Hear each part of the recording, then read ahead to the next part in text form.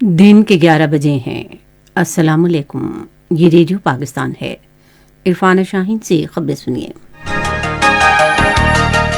پہلے اہم خبروں کا خلاصہ۔ قومی اسمبلی کا اجلاس اسلام آباد میں جاری ہے، جس میں آج وزیر اعظم کے خلاف تحریک عدم اعتماد پر ووٹنگ ہوگی۔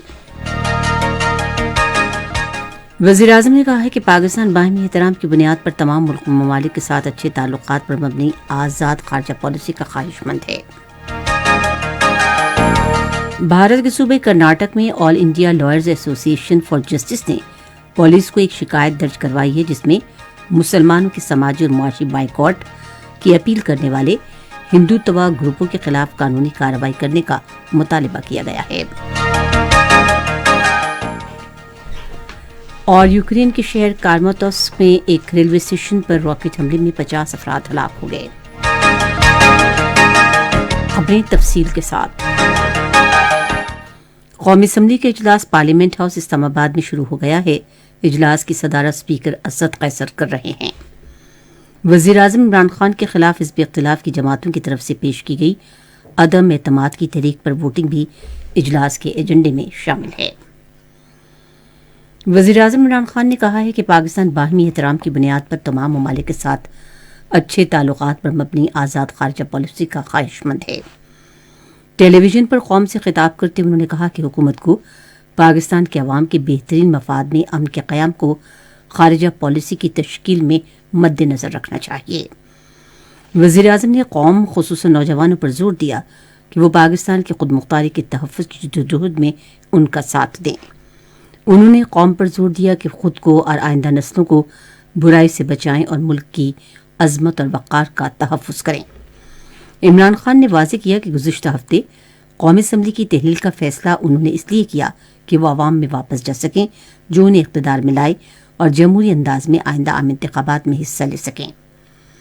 انہوں نے کہا کہ حزب اختلاف کا اتحاد الیکٹرانک ووٹنگ مشین کا مخالف ہے، کیونکہ وہ آزادانہ، غیر جانبدارانہ اور شفاف انتخابات نہیں چاہتے، اور بیرون ملک مقیم پاکستانیوں کا ووٹ دینے کا حق سے بھی انکاری ہیں۔ وزیر اعظم نے کہا کہ ڈپٹی اسپیکر نے قومی اسمبلی کا اجلاس بیرونی مداخلت کی وجہ سے غیر معینہ مدت کے لیے ملتوی کیا، جو ایک سنگین الزام تھا۔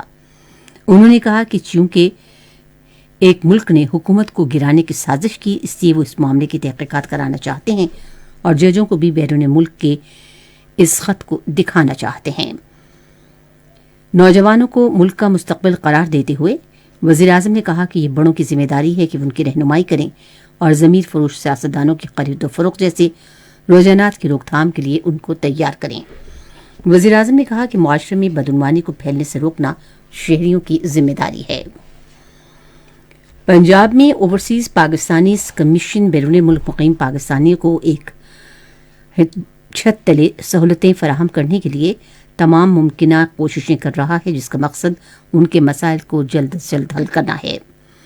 اوورسیز پاکستانی کمشنر سید خادم عباس نے ایک بیان میں کہا کہ بیرون ملک مقیم پاکستانیوں کی جانب سے دائر کی گئی 1282 شکایتوں کو پچھلے 8 ہفتوں کے دوران حل کیا گیا ہے۔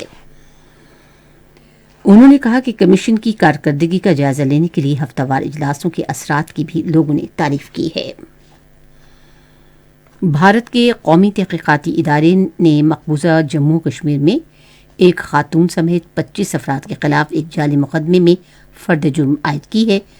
10 اکتوبر 2021 کے اس مقدمے میں فرد جرم نئی دلی کی خصوصی NIA عدالت میں دائر کی گئی۔ بھارت کے صوبے کرناٹک میں آل انڈیا لائرز ایسوسی ایشن فار جسٹس پولیس کو ایک شکایت درج کرائی گئی ہے، جس میں مسلمانوں کا سماجی اور معاشی بائیکاٹ کرنے کے لیے اکسانے والے ہندوتوا گروپوں کے خلاف قانونی کارروائی کرنے کا مطالبہ کیا گیا ہے۔ انسانی حقوق کے ادارے نے سینئر پولیس افسران کی توجہ اقلیتوں کے خلاف نفرت انگیز تقاریر کی جانب مبذول کرائی، جس کا مقصد 2 مذہبی گروپوں کے درمیان نفرت کو ہوا دینا ہے۔ یمن کی نئی صدارتی کونسل کے سربراہ راشد علیمی نے کہا ہے کہ وہ امن عمل کے ذریعے ملک میں گزشتہ 7 سال سے جاری جنگ کا خاتمہ چاہتے ہیں۔ ٹیلی ویژن پر خطاب میں راشد العلیمی نے کہا کہ صدارتی کونسل نے جامع امن عمل کے ذریعے جنگ کے خاتمے اور امن کے حصول کا وعدہ کیا، جو یمن کے عوام کی خواہشات کی ضمانت فراہم کرتا ہے۔ یوکرین کے مشرقی شہر کراماتوس میں ایک ریلوے اسٹیشن پر راکٹ حملے میں کم سے کم 50 افراد ہلاک اور سینکڑوں زخمی ہو گئے۔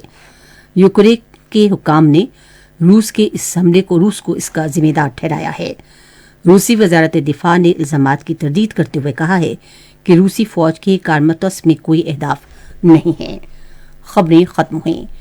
مزید خبروں اور تجزیوں کے لیے ہماری ویب سائٹ ہے radio.gv.pk اور فیس بک کے link radio Pakistan news official پر آپ ہماری ان خبروں کی براہ راست ویڈیو سٹریمنگ بھی ملاحظہ کر